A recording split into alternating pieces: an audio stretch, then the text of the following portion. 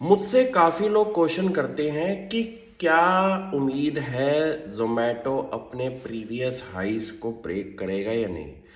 तो मैं उनको सिर्फ एक आंसर देता हूँ कि जो एप्लीकेशन आपके फ़ोन के अंदर है और जिसकी डिमांड बहुत ज़्यादा आने वाले फ्यूचर में भी रहेगी, सिर्फ और सिर्फ उनकी वैल्यूएशन की वजह से अभी जो शेयर्स टूटे हैं और एक कंफर्टेबल लेवल पे आ चुके हैं, और उनके अगर बिजनेस मॉडल में कोई ड्रास्टिक चेंज नहीं आया है, और अगर फ्यूचर के अंदर वो अपने बिजनेस मॉडल के अंदर कैश बर्न पे कंट्रोल कर ले और ऐसा बिजनेस सस्टेनेबल लेवल पे बना ले, तो मुझे लगता है कि इन बिजनेसेस के अंदर काफ़ी ज़्यादा वैल्यू अनलॉकिंग हो सकती है। और आप अगर बोले कि ये लॉस मेकिंग वेंचर्स हैं, तो आप पिछले 25-20 साल की हिस्ट्री चेक करेंगे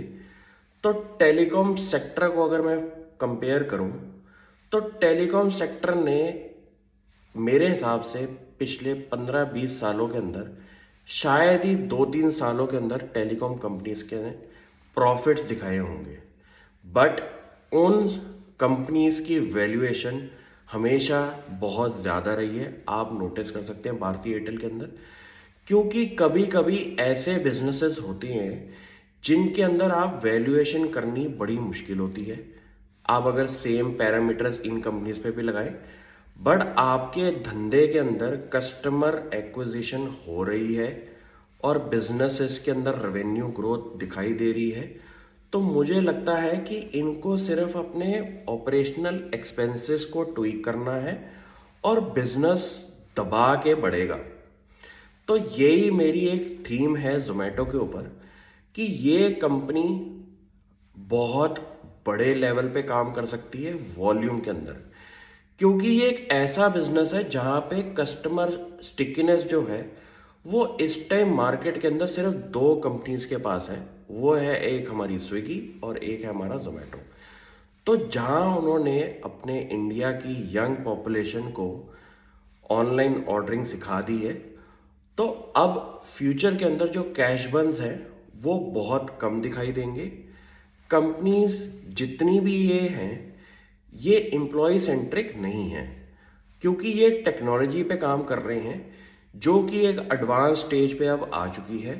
और फर्दर इनके अंदर आपको इतने ज़्यादा एम्प्लॉयज़ की रिक्वायरमेंट नहीं पड़ेगी जितनी स्पीड से रेवेन्यू ग्रोथ होगी। तो जब बिजनेस के अंदर आपका एक बिजनेस मॉडल तैयार हो जाता है, स्पेशली इन टेक्नोलॉजी कंपनीज, तो एक टाइम तक ये कंपनीज बहुत ज़्यादा लॉसेस दिखाती हैं, क्योंकि इनकी टेक्नोलॉजी के अंदर काफ़ी ज़्यादा आपका R&D स्पेंड होता है।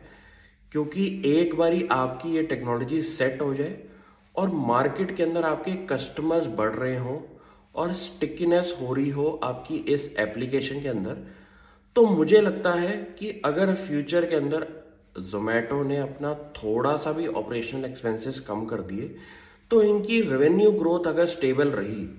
तो मुझे लगता है कि ये बहुत बड़ा बिजनेस आने वाले फ्यूचर में हो सकता है।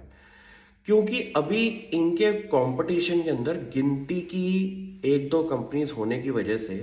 ये पूरा का पूरा एड्रेसेबल मार्केट जो है इन दोनों कंपनीज को मिलेगा, और इनकी अगर कॉस्टिंग कम हो जाए तो इसके अंदर एक वैल्यू अनलॉकिंग भी हो सकती है। बट अगर आप वैल्यूएशन इनको कोई स्टैंडर्ड ट्रेडिशनल वे के अंदर करेंगे, तो मेरे को लगता है कि वो एक गलत बात है, क्योंकि ये एक ऐसी ट्रेजेक्ट्री पे बिजनेसेस फॉल होते हैं